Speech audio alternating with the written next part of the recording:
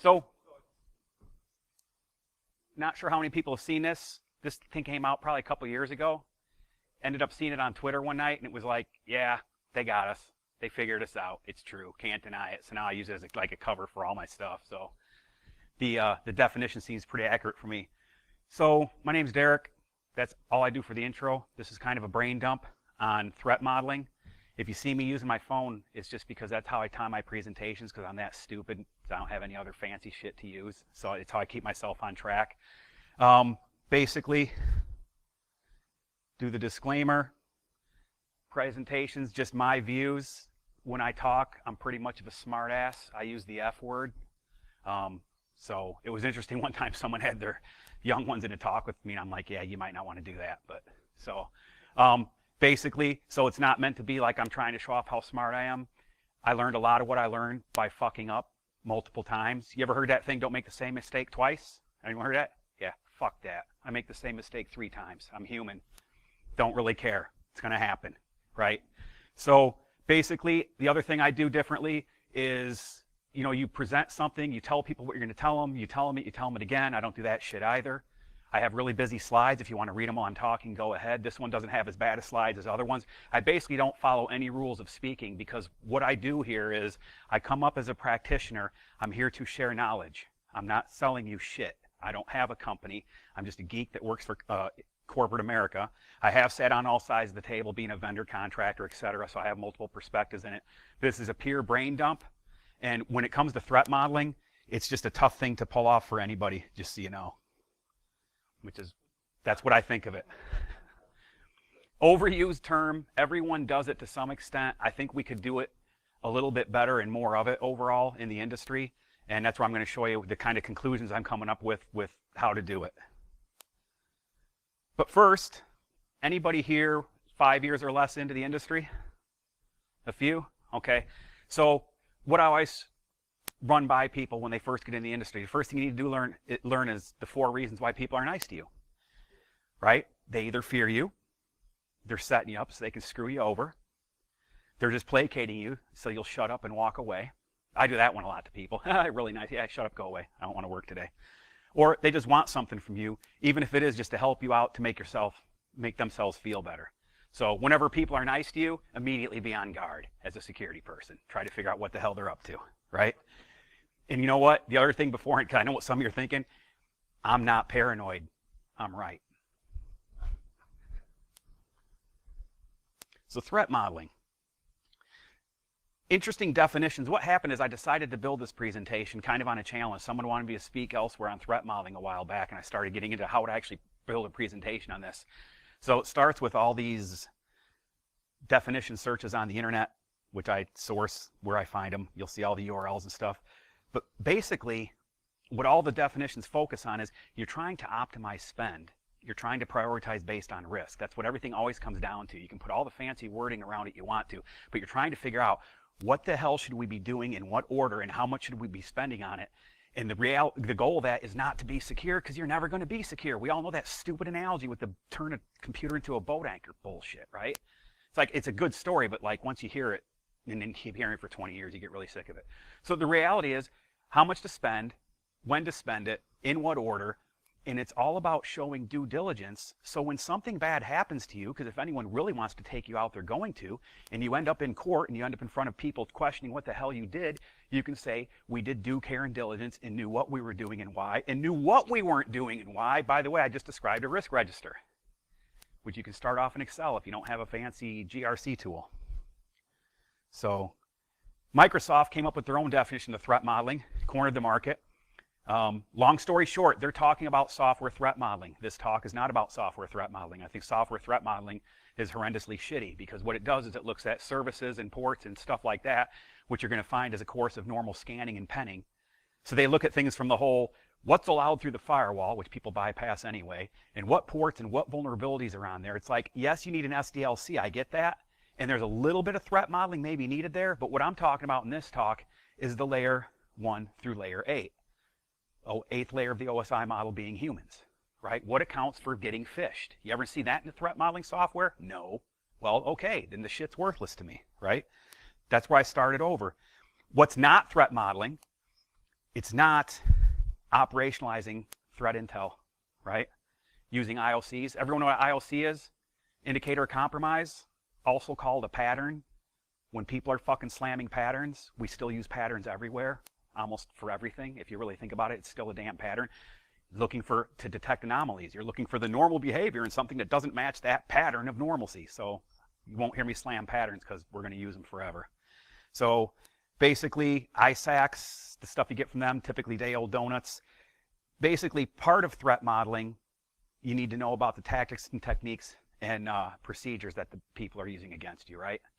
That kind of gets into threat modeling a bit. I did here just the threat intel pyramid of pain because I found it. It comes in handy to talk to people about in general, because when threat modeling comes up, IOCs come up. So you'll see a lot of this stuff, you're going to wonder, why the hell is this bundled into a presentation? I keep decks together with shit that I use together all the time that comes up in conversations. And you see how much it gets really tough to start getting TTPs, right? The tactics, tools, techniques, processes, all that shit that the bad guys use. Guess what? That's where threat modeling's at. So threat modeling's a lot of gray area stuff. It's not that cut and dry. So it's kind of why we still have humans. But food for thought. It's not, I've seen people try to automate threat modeling. Maybe if they're doing the service discovery for software threat modeling and trying to figure out we call that vulnerability scanning. We've been doing that forever, or WAS scanning, or whatever, web application security scanning. So I did a Google search. Comes up with OWASP first. Do a Google search, same browser without closing it out, clearing the cache or anything. 2 seconds later, get different results slightly. Just kind of funny, so I put it in there. I'm weird that way. I'll warn you, the slide decks used to be a lot different. So what happened is I got old, gained more weight. I was like 30 pounds heavier a few months back.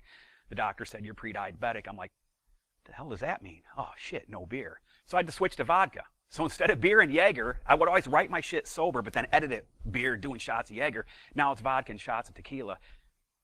There's actually less interesting slides that pop in after an edit when I'm drinking vodka versus beer. So interesting trivia point. So when did all the threat modeling start in my mind? Believe it or not, I think it was literally Bruce Schneier's attack trees. I remember trying to make sense of this shit back in the late, very late, as in 99. It's really early 2000s for all practical purposes. That's that. I got a whole other talk that proves we're still stuck in 2003, and that the only thing that's changed is new tools in buzzwords. And I actually have proof that I've downloaded off the internet all over the frickin' place, and I can map everything out like there ain't shit new going on, except talking about stuff. We're better at marketing. Yay. And cooler tools, which we need to have over time. So that's what attack trees look like. They were kind of ugly, difficult to work with. I don't really think they took off that much. Then you go in, you got this stride and dread stuff. Stride, right? Spoofing identity, tampering with the data, repudiation, information disclosure, blah, blah, denial of service. Not really the most complete of models. Again, I'm trying to cover layer 1 through layer 8 with whatever's going to happen, like at a retail facility, at a warehouse, in an environment that's doing defense contracting, right? All kinds of, it's layer 1 through 8 of the OSI. I'm not trying to it's hard to cover everything, but dread, I always skip to the third bullet. Damage plus reproducibility plus exploitability plus affected users plus discoverability divided by 5. So thing that pisses me off most about risk, some of you probably have heard of the FAIR method. I don't hate it. I would never really want to use it. Here's what I found over the past 20 years. The more bullshit I try to throw math into, like this pseudo math, the more time I spend ending up doing the same shit I was going to do anyway. And you're going to see a slide here that's going to list the 9 or 10 things you're going to fucking do no matter what. Doesn't matter. It's all going to boil down to this shit. And you're going to buy varying amounts of it for varying places and put it in different ways. 20 years of the same old shit. I'm just telling you. You want to spend time on the math? If you got time for that, awesome. More power to you. I've never had the time to waste on it. So I tend to go away from models that have too much of that in it. Because you know what else? At the end of the day, they can't prove shit. You can go do this calculation, and your people might look at you from a company and say, well, we've been in business for 15 years and never been hacked. All you end up doing is looking stupid. They give you a seat at the little kid's table. It's like, you can't tell me the sky's falling. Unlike InfoSec Twitter, where the sky's falling, the world ends every frickin' month. The two most annoying things about Twitter, I need Twitter to keep up on shit and to get threat intel. But the two most annoying things are watching all these conversations of shit that we were talking about 20 years ago and even further, because we were talking about it from the shit we read from the papers written in the 80s and 70s over and over again like it's new. The pissing and moaning and drama, obviously that sucks. And then Also, just the fact that you got nothing new, total drama, and then the world's ending every month. So it hasn't happened in a while, but I'm not sure it ended this month yet on Twitter. Other convoluted shit, CVSS, Octave. Again, this is all stuff. CVSS kind of helps with some things with contracts where you can build it in and say anything with a CVS 6 or above because PCI says so, fix the shit within a month to hold contractors accountable. So it has some uses in that respect. Anything with a CVS 10 is definitely really bad, but you're not going to build a threat model off CVSS scores because CVSS scores don't account for the humans and all the other crazy shit that goes on. We're talking threat modeling versus vulnerability management. Vulnerability management, which I do an entire talk on elsewhere, is where you kind of get into CVSS a bit if you're smart. There's a way to use it without screwing yourself. You can actually use it without causing a bunch of extra work.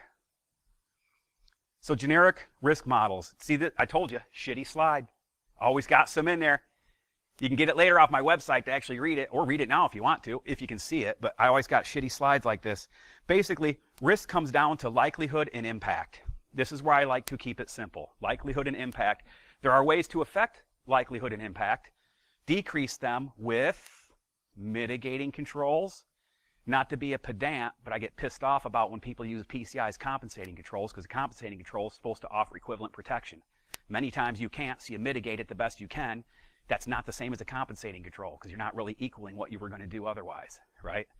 And then basically, I've broken out some slides to make it a little easier. Well, hold on a second. So likelihood and impact is where you've got to build out lists. I'll get to them a couple slides later, where the one caution I'm going to throw you on this is you can get really complex and have a list of 20 things you click through to see how likely something is or what the impact will really be. And how do you know if something's going to happen 25% of the time versus 50% of the time? It's really difficult to do. It's one of those things like if you ever seen companies implement help desk systems, they start out with 5 queues and end up with 50 because everyone wants their own queue. This can get out of hand as well, so good luck with that. It's different every environment I'm in, right? And it's just kind of stuff like, how is there an exploit available on the internet and it's internet facing, it's obviously more likely to happen, stuff like that. Yeah, environment would be company and vertical, both. So I've been in a few different verticals and companies. Some companies do things differently than others. Some you can't get to put in a risk register worth of shit. Others you can, even in the same vertical. So that's a good question. Everything, and also the other thing you'll notice, my bias is towards, I've been in a lot of large enterprises. So I'm usually in enterprises where I'm talking like over 100,000 endpoints, and that shows in my talk. And I freely admit that as an industry, someone called me out once on Twitter, and rightfully so, that we do a horrifically shitty job of scaling down. I have no good answers for SMBs, I really don't. I don't know how to handle stuff when I don't have enough budget. It's just the way it is. Like, honestly, I'm used to the enterprise way of things. So it's kind of it shows in the talks. So my apologies if you're in an SMB. Hopefully you still get some good shit out of this. Odds are, it's just, you'll hear me talking like I have a team to do stuff sometimes when I do, when you might not at that level. Microsoft came out with their own threat modeling tool because they're Microsoft. And so I downloaded it and loaded it on a scratch box. Isn't that shit pretty? So what it does is it draws all kinds of pretty pictures for everything that interacts with everything else in a nice diagram, which will change, what, 10 minutes later or a day later or the next SEV call? I mean, we all know this shit. Anybody have accurate network diagrams? I mean, you can pull it off now and then, but really, in today's world, it's getting harder and harder, especially if you move partially into the cloud, you're in a hybrid mode. So it draws pretty pictures, really pretty pictures. It tells you things like summary statistics, descriptions. You can start entering in these elements and say this exact threat here. You can spend like literally thousands of hours inside this tool, and it's really for software threat modeling. So I tried to see if I could bastardize it and use it for regular threat modeling, and I couldn't. We'll get more on that later. IONS has one for customers only. Simplified version of $. Talked to one of their people once. Man, did I piss him off. Because they don't like all the software threat modeling types. That's all they want to push. And you might do some threat modeling in your SDLC for when you're developing shit, but it's not the threat modeling those of us, what I call in the infrastructure side, want, that accounts for everything, including people. CIS has a fairly decent community attack model. Some of these are a little bit blurry, changes each time. There's where you got attack stages. I like this. So I like the whole attack stage model. that came up with that report from Lockheed on APT, the stages they move through, getting a foothold, moving laterally, establishing persistence, stuff like that. I favor that in threat models because our controls work better or differently, or different controls at different points in that process. So I like a kill chain threat model, basically, that accounts for the kill chain. Totally agree with that. So CIS has this stuff in yellow I highlighted. Interestingly enough, and I read this and I'm like, this is actually very well put. So I'm actually just going to read it.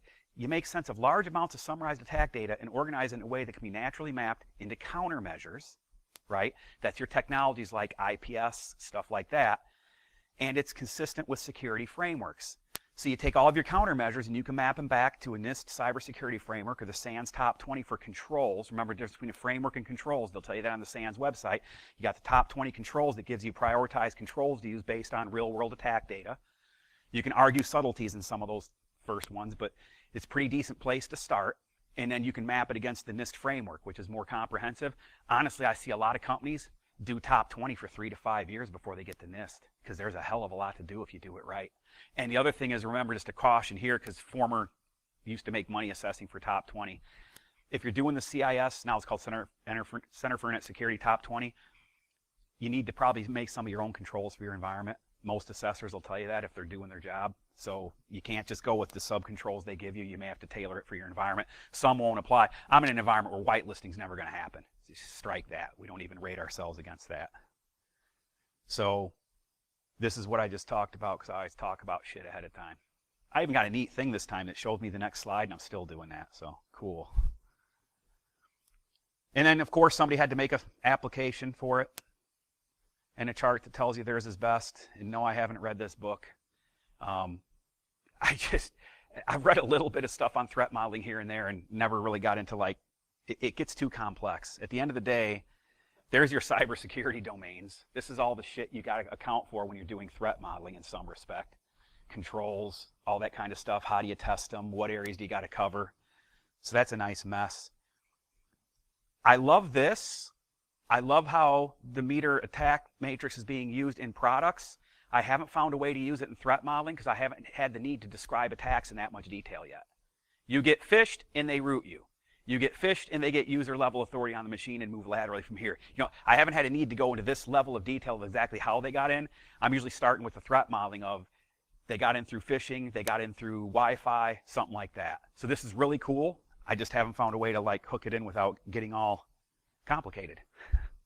Right? I want shit that I can explain in an elevator pitch to somebody so they understand why I'm spending money on something, why I'm prioritizing what I am. The consumption of your threat modeling material, radical concept, it ends up being your board, as crazy as that sounds. That presentation you get to do annually, and then you have to follow up with the audit committee, hopefully more often. You've got to take all this shit and get it to, ultimately going to the board for money, saying we want this amount of money, we're going to spend it in this order on this many things, here's why we're going to do it, here's what it covers.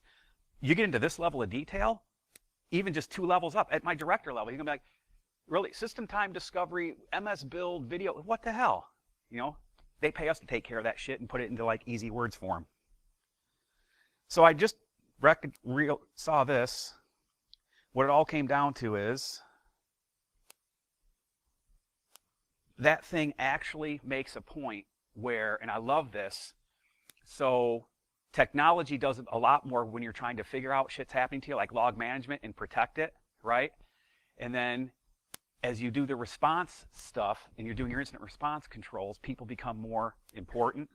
One of the things I think people neglect in threat modeling is they focus so much on the technical controls, they don't focus on the people controls. I swear to God, I'm going to go blue in the face. Everything, there's like 5 different areas I talk on.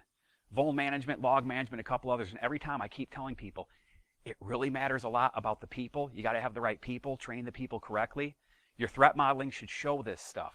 Even like the CIS controls have one buried a little deep about training for people. So cannot neglect that. Always have that plug in somehow. Slides will be available. They're already on my website. That's where I stole them from today due to too long of a story with a computer screw up. Never grab the wrong shit when you're running out the door to a conference at the last minute. This slide has absolutely nothing to fucking do with this presentation. But I love it, so I put it in every presentation because it's my presentation and I can. Love this thing. I actually send this thing randomly with text to people now and then. I'll just throw them this one. It's my favorite one. Ancient fucking aliens. That's how we got hacked. Advanced aliens, right? Yeah, because it couldn't just be something simple ever. So kind of when I was talking about earlier, I can take something like the attack matrix and lay it out that way. But basically, like you look at a web service, how do you get in? You break in through the APIs for the mobile. You break in through a mobile client, through a browser, through the web platform itself by injecting business logic. Bigger terms into the threat modeling. That's why I haven't found a way to make use of the one that gets more granular. I want just the bigger categories, so to speak, right? Example of why I don't like software-based threat modeling. It doesn't cover USBs getting inserted into things. VoIP VLAN hopping doesn't come into play. You know, you look at all the books on, it's all about software threat modeling. Who gives a shit? That's not how I'm getting hacked. I shouldn't say it. We get hacked a lot through software, but a lot more stuff starts out by someone getting something plugged in or clicking on something, right? The virtual USB, get a user to click on something, it installs your shit, right? So it doesn't account for lateral movement, the software-based ones. They just trying to look for every little place that you can compromise the software. So there you go. With Microsoft, they'll have you diagramming, identifying threats, figuring out how to fix each little part of the application and then validate it. I'm saying in the other threat modeling for the rest of the world, you identify the most common things that are going to happen to you and where and when or whatever. Then you map back your technical and procedural controls, and then you figure out how to test those controls and make sure they continue to function. And it's a continuous process. You'll see that a little bit later. See, nothing's changed. SQLi, 1998. Show of hands who remembers it was being published back then. Anyone here go back that far? Nice. Yeah, it's that old. Old shit. Things that can change your threat models. Moving to the cloud can make you re-examine everything again from a new perspective. By the way, I'm one of those people that believes cloud can be done securely, so I'm totally pro-cloud, always have been as a security person from day one, just learn how to do it right. Admin mistakes can become critical in the cloud. We've all seen that in the news enough. Compliance can change. So sometimes the OAS changes their top 10, and that makes you change because of PCI, and that makes you change some of your threat modeling stuff to include new and different things that you weren't looking at before. So threat models are always shifting due to compliance, environmental changes, etc. I never explain this slide, I just throw it in. It's my fucking world. Yep, that's it. Done. Enough said, right? So what happened is at GrrCON a few years back, I watched a talk by Wolfgang Gorlick, who's actually speaking next door right now. And his talk on threat modeling reminded me of something, reminded me of how much of a dumbass I was being, because I was busy trying to threat model inside mind mapping software. Now, I've been in corporate America for over 20 years, actually, just InfoSec in 20 years. Now, the one thing I've learned about corporate America that I forgot and he had to remind me of is, if you want to get shit done, how do you get it done in a company? You put it in Excel. Guess what the #1 threat modeling tool in the world is to use? That's right, Microsoft Excel. You want to get shit done? That's how you get it done. His talk reminded me of that. Going to go back on risk for a minute before I get into the spreadsheet. So where do you start? People always say, well, we don't know what our high-value assets are. Bullshit. Check your DR list. Everyone has one. The list of 5 things if they go down, the frickin' world ends. Better yet, what can't you patch? What won't they ever let people patch at all? There's your critical shit. It's an old consultant's trick. That's your high-value stuff, right? What's the oldest shit that's easiest to hack? That's your high-value stuff, 90% of the time, right? So again, looking at likelihood, impact, probability versus possibility. That's the other thing about threat modeling. You can get carried away. I'm going to warn you, threat modeling and risk analysis, call it whatever you want to, you can sit there and iterate yourself to death over what's possible. Never forget about the probability thing. There's a lot of shit that just ain't really probable that you shouldn't be wasting your time and money on. Recognize this. Qualitative is subjective. I favor that more so than quantitative. A little bit of quantitative for how much money you lose if something's down is fine. That's what I was saying before. If you put the formulas too complex, you try to build in too much math, I've never really seen it go anywhere, right? We don't really have actuarial tables in InfoSec. I suspect we may be able to build them if we really put our minds to it. I have people, friends of mine that are still in the insurance vertical that are arguing that we should be able to by now. But even that being said, possibility versus probability. It's what it comes down on. Always know your scope, purpose, assumptions, dependencies, right? So at the end of the day, funny thing is, and you get a different view. So you got basically corporate people like me. You've got red teamers. You've got forensicators, okay? All that shit added up together makes up the InfoSec industry, and all that is about money. It's about due diligence, responsible reduction of risk where appropriate. That's really what it's all about. Sorry, I know you guys all thought everything was all sexy and shit. That's just the tools and the stuff we play with. The reality is it's all business, right? So like sample factors for likely getting into this. First of all, how do you know if something's going to happen X% chance within 5 years, 1 year, or 3 years? You really don't, right? But you might have stuff where some systems are internal facing versus external. Are they patched? Are they hardened? Do they have two-factored? Are they web-based, right? Skills needed by the attacker. Is a high level of skill to do the attack? Medium, low? Has it been commoditized? Is there a proof of concept code? You can come up with this big-ass list. You come up with a list every time, argue the list out for a while. I'm going to warn you, I'm on my 5th version where I'm currently at. You're going to make the list, and you're going to keep changing that freaking list for the first 6 months as you start analyzing risks and putting them on a risk register if you're building a risk register. That's normal. It's okay, as long as you're having structure all the way through. What we have found is we now have executives that look at the matrix of checkboxes and say, how did you get to high? How did you get to critical or whatever? They actually like it, and they like the transparency, because then they can argue with it if they want to, or look at it and say, at least they know we went through something. Remember, let me go back a slide here. So impact, likelihood, maps to high, moderate, low, right? When you're doing your risk register, lows get signed off at a certain level in the company, highs at a certain level, criticals at a certain level. So by ours, when ours starts getting up to the VEEP level, then you start figuring out, they're like, well, damn, I don't want to accept this risk. I want to spend the money to fix it. Let's find a remediation. Sometimes they don't, and they will sign off on it. That's fine, too. Here's the other thing, too. You know, God, from a movie in the 90s, don't kiss the client, okay? IT is data custodians. You're an InfoSec. You don't own this shit. Stop taking it so damn personal. It's bullshit. Of all the stupid-ass things to lie awake over, I never lay awake over any employer I'm working for, whether or not they get hacked. Why do I give a shit? I raise the risks. They either accept them and sign off on them or not. Once you get a risk register in place, you're showing due diligence. When shit comes up, you're raising it up, bringing it to people's attention. They make a decision. Why would I give a rat's ass what decision they make as far as getting emotionally attached to it? Oh my God, you shouldn't do that. That's wrong. Right, right. Depends on legals and all that kind of stuff. But I'm just saying in general, I've seen people take a lot more problems with shit than they should in this industry, I'm telling you. And yeah, healthcare has regulations. PCI has stuff that you have to do. So there's certain things like that. But I'm telling you, when they say we're not going to spend $1 million to fix this part of the application that can't encrypt passwords properly, we'll live with it till the next version, and it's not a world-ending thing, it's a decision they made. But did you bring it up? As an InfoSec professional, your job is to bring shit up properly and not in panic mode either, and put it in terms that they actually understand. So that's why I argue I'll just go into it for this one. What the hell? All right, so anyone know who Musashi is? Okay, different than everyone in InfoSec for some reason grasped onto Sun Tzu, The Art of War. I have no freaking idea why. Actually read Lao Tzu, the Tao Te Ching, because that's the book it all came from. But Musashi had a school of 2 swords.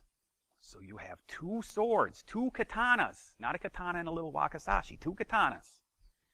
Technical skills, business acumen, and personal skills. And the higher you go in the food chain, this sword's going to get put away and this one's going to get used more. Sometimes you'll use both. And earlier in your career, you'll use the technical one more. So if you can figure out how to reverse engineer malware, you can figure out business concepts, right? So stop bitching about the fact you can't figure out business. Just like the people that bitch about, oh, that one test for that cert. Okay, you're the smartest kids in the room. You don't get to say shit, except I'll figure it out, right? The stuff I see people do technically is so mind-blowing. You can figure shit out. You can also read books on communication and start working on that shit too, right? So, and people are wondering now, well, you're getting to be an awful lot of smartass. I could introduce you to someone if he was here that knew me 20 years ago and I was a complete total fucking introvert. And there is no way in hell I would ever speak in front of people, period. You know how I did it? I'm a fucking geek, man. I grew up watching Mr. Spock, right? That's natural to me. I did it by reading books and practicing. It can be done. And I did it because someone else pulled me aside early in my career and said, you're a real good technical guy, but you're an asshole. Learn how to not be an asshole and learn how to communicate to people. I still have dinner with him now and then. He made my career. The book was How to Win Friends and Influence People. I read it, made action plans on it, and started working on it to make myself not an asshole. Although some people, when I speak, kind of get the bad impression. I'm just being a smart ass because I'm trying to be entertaining while I'm delivering the material. So, sample factors for potential impact: money, amount of downtime, number of records stolen, reporting requirements. That comes in healthcare a bit too. Notification requirements. That's where it starts getting into the money, and you can start getting some money put into it for how much it's going to hurt people. Again, keep it simple, especially if you're processing exceptions and risks. Do you know what the difference is between exception and a risk? A risk is something in the environment that you're already living with, whether you know it or not, until once you know it, you discover it. Exceptions are stuff that new projects cause. And then it's an exception to an existing control that you mandate through your standards and policies and procedures. But it's important because sooner or later, your executives will latch onto that. And they're going to start tracking exceptions versus risks. And they're going to be more pissed off about exceptions because it means you're pulling new shit in the environment suboptimally, to put it politely. So that'll come into play when you get a little bit more mature in that process. Again, court, once you're hacked, you lose, right? It's all about being due diligent, right? How much do you want to spend to protect a $100 bill? This is the one, a lot of InfoSec people really lose sight of this, man, because they'll tell you $80 every time. By average, what I see on the internet, people want me to spend $80 to protect every $100. It's freaking insane. Would you do that shit in your own home? Example I'm going to use, people always argue me on this. My research says different. So basically,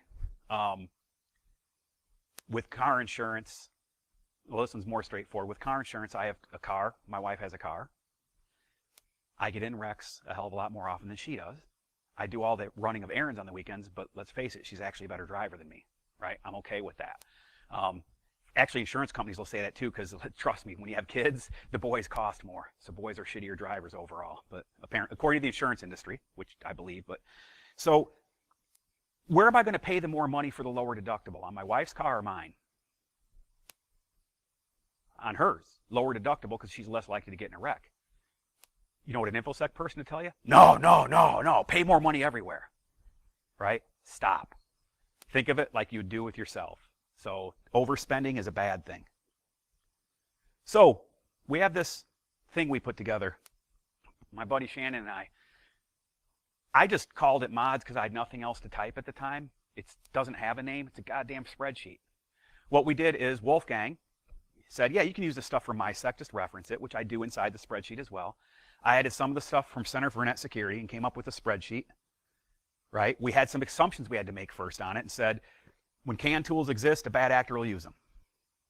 So when there's an exploit, it's going to be used against you. We had to assume that, assume the worst, right?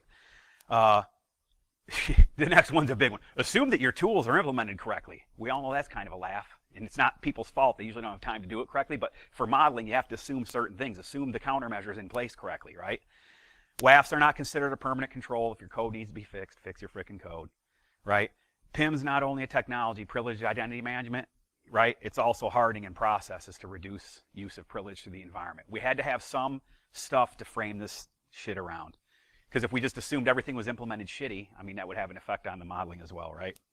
So what we did is we used the stages, right? That's the kill chain thing. External recon, internal breach, escalate privileges, establish persistence, internal reconnaissance, lateral movement, blah, blah, blah, right? Leading up to data exfil. And then the point of this slide is we start adding all these columns, and then I kind of start taking them down. So over time, I find out I want the controller countermeasure, how I'm going to test it, and how often I'm going to test it. You'll see other columns in the spreadsheet. If you download it, it's included with the PowerPoint. Man, the more I add columns, the worse shit gets.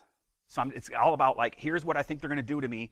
Here's what I think will stop it. Here's how I would test it to make sure it's going to stop it. And here's how often I would test it to make sure the control's actually still working. So that's kind of where we get at on this. So like an example, I'll just run through some of these. And here's one, see, attack complexity came back into play. And I'm not sure if I really like using that or not. So I'm leaving all this shit in the slides to show you how it can get scatterbrained. I'm just not even sold on some of this shit myself yet, right? Like I said at the beginning, it's kind of not an easy, I can't give you just this, do this and you will be threat modeling properly. Anyone that ever tells you that's full of shit, okay? So you got attack complexity, control countermeasure, so get on wireless, WIPs or NAC. Control type, is it detective, preventive, or corrective? I'm not sure. Sometimes I like to see that, sometimes I don't. Sometimes I don't want to fill all that shit out. How do you test it? Add a rogue and see if your WIPs detects it, right? Remove a port blocker, try to use the port, whatever. How often are you going to test it? Semi-annually, annually? How much money do you got? How much staff do you got? That's an example of an external recon one.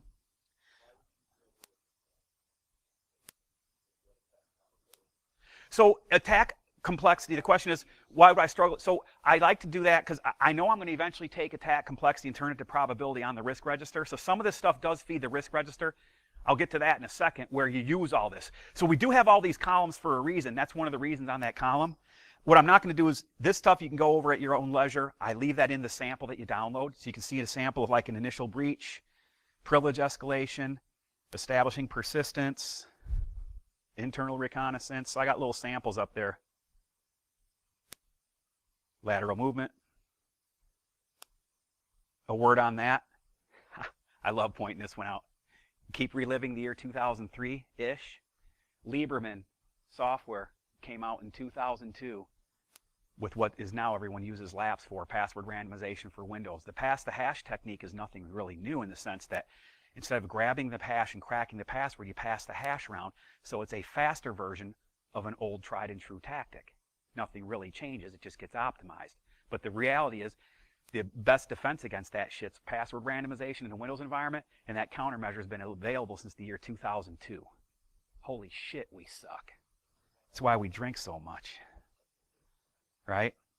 Got a data exfil. See, that's out of order, right? Must have been editing that shit when I was buzzed. And then I always put this up twice because I like people to see it twice.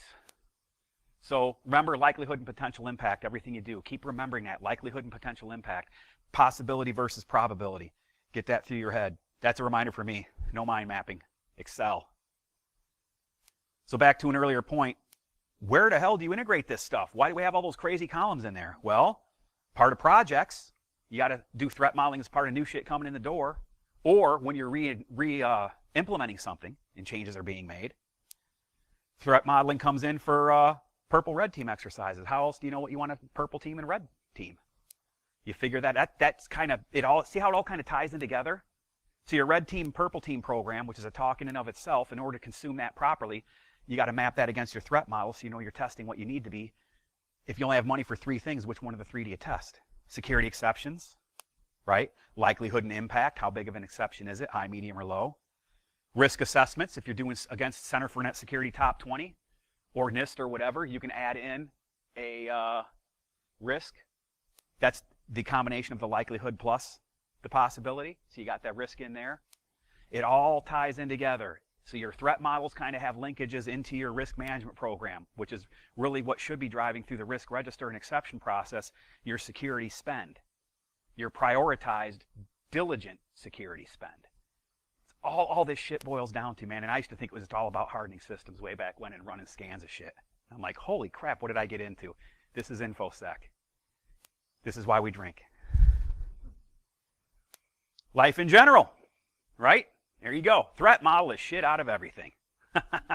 Yeah, it's me being a smartass. So, yeah. The real smartass one, here's one. And this is not from personal experience. Don't mix acid in angel dust. Anyway. Fucking 80s. So, what do we end up doing anyways? Here you go. Hardening, patching, vulnerability management, segmentation, IPS, IDS, anti-malware, DLP. God, I fucking hate DLP, and I end up doing it more often than I would want to. I really hate DLP. Advanced something, whatever the fuck it is.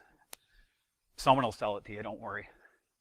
WAFs, web application firewalls, right? Logging, always. Never enough of that. FIM, proxy, software development lifecycle. We're finally starting to get traction on that as an industry after bitching about it for 15 years.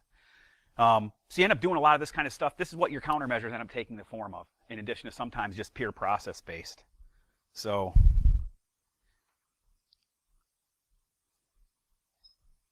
and I'm running a little fast because it's a Friday, just so you guys know. I know it's late on a Friday. So threat modeling, basically, the point of this is you need to do it. it shows due diligence, it shows the logic behind your security spend in the implementations of your countermeasures. So it's a good thing in that respect. And then it also keeps you out of other stupid meetings. So I found that one. Block off time for threat modeling. No one will screw with that. It's like, oh my God, without the threat modeling, we're not going to be spending properly or know what the hell we're supposed to do. And they'll just leave you the hell alone. And next thing, now you got like 4 hours where people just won't screw with you, right? Go to a conference room so you can't get the walk-ups, right? And then another one, keep hope out of your threat models, right? Like love, hope is false. Now, where'd that comment come from? Fucking Hallmark. Most evil company on the planet. So not only am I losing a portion of my income to Hallmark stores, now I've been subjected. Anyone ever had to watch a Hallmark movie? Holy shit. So what I want to see is a little change in their Hallmark movies. I would like to see like that church kill scene from the Kingsman movie put into one of their movies. And another one I'd like them to show like, oh, the princess and prince fall in love. Yeah, show them 3 months later. Then show them after they have kids. Let's see how happy their fucking household is now. So yeah, just a pet peeve, man. Fucking Hallmark. So that's just anger at Hallmark put into a slide. So the other point is your InfoSec program, meaning really your stuff can be hacked at any time if someone really wants it. So you want to be able to show that you've been doing due diligence and think about how you're going to protect it. Incident response, I have an entire talk on incident response because that is so important. And that's when something bad happens, because it will. Incident response, I can't even, you'll have privacy incidents in some companies versus security incidents. Unbelievable how much you'll use that. That's like worth every time you spend on the preparation phase of that is absolutely and completely, totally worth it. Yeah, I know I'm plugging alcohol. You know what sucks? We have like I hate like, I've been accused of, well, you're promoting alcohol and everyone like drinks so much in our industry. And I'm like, yeah, I know. I don't really have a good answer how to stop that. And, you know, right now, the only thing I'm thinking is there's 3 hours between me and a bottle of vodka when I get out of here to drive home. So, conclusion, right? I actually put a conclusion in one of these. Wow, okay. So, use Excel. Honestly, every time I try to move it back into mind mapping or get fancy or do anything else, I screw myself. When I stay in Excel, it keeps me honest, because I can also just port the stuff around the different Office applications I'm using. Because Excel, PowerPoint, and Word are what we use to communicate in the business world, right, especially. I'm sure government's not that much different, but I've never had the misfortune to work in that environment. So, big ticket items, actually, pretty much all items should go to the risk register. So we even track the lows there. We track what's been accepted, what's been done for remediation. What you'll find when you get more mature with this kind of stuff, your threat modeling will help keep this program honest, because the risk management program is also going to, people are going to run statistics on how many risks you got of which kind, how many were signed off over time. It becomes a very critical part of your overall security program. How do you know your security posture? You know your security posture by your risk management program, and your risk management program ain't going to do shit correctly without threat modeling to back it up. How's that for like blunt but true? So here's the thing. You're doing it already. All of us do this at some level. This is just getting you to sit down and think about it in a slightly more structured format without putting so much structure in it that you never do the shit. It's that happy medium, because it really is. I've been going back and forth on this for years. That's why I was, like I said, the oh shit moment. When Wolfgang's talk, I'm like, ah, shit, I should have kept it in Excel. What the hell am I doing? So keep it as simple as you can. And again, that's the thing. You're going to use it everywhere, and it's like the bacon of InfoSec. How's that? Always a good thing. I always have a picture of a dumpster fire in my talks. That's my world. People now ask me what I do for a living, because, you know, they took over the term cybersecurity, all this shit. I just say, basically, I take care of dumpster fires, various dumpster fires all over the place. Now, to make people feel old? Yeah, no shit. There's an oldie but goodie. What I usually do is try to tell people, so some of these things, I've had this slide, and I had to grab a different deck, so this is a slide from a security industry thing more than a con. Get on Twitter. It's worth it for the threat intel. Just learn to ignore the drama and all the other shit. And then I said something about incident response. There's some chapters in this book that are purely about the process, more because the technical stuff changes pretty fast, right? What they might have on forensics probably has already changed, but it's just good stuff to get into.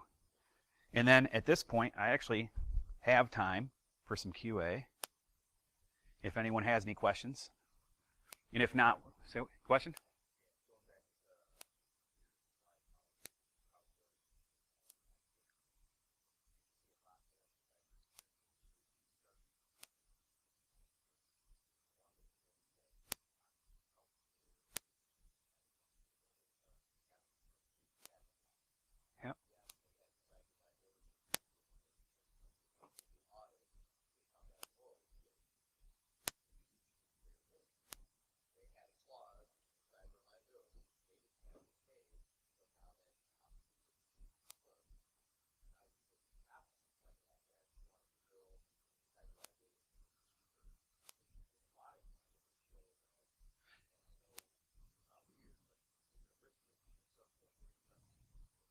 Yeah, the comment is this is going to come in play with cyber insurance. Absolutely.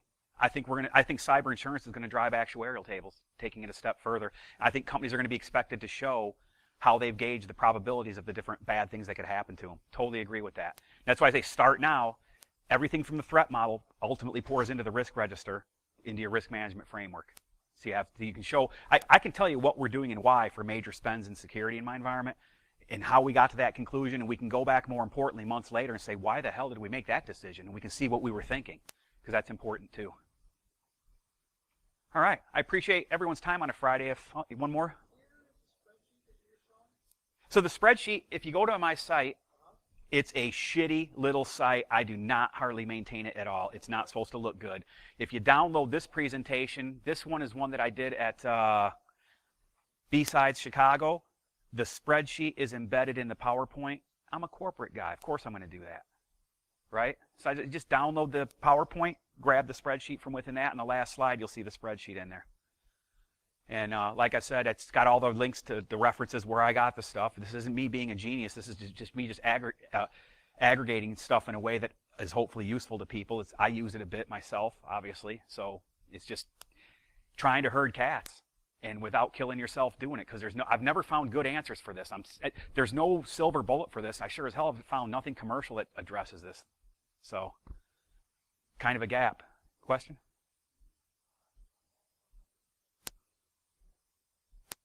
So on my website, you'll see slide decks for incident response. I think there was a recorded talk on incident response here. So I know there's one out there too on Iron Geek's site. I know there is somewhere, an incident response one. And it is literally, the whole focus of that is I walk through all the stages of incident response, but more importantly, it's like, here's how to get this shit in place and start it quick. Because again, it's always brain dump format. I still use that. I've used that in multiple companies, have friends of mine that have used that. So that's how we start IR, bless you. That's how we start IR programs. Can't underestimate how important incident response is. All right, appreciate everyone's time.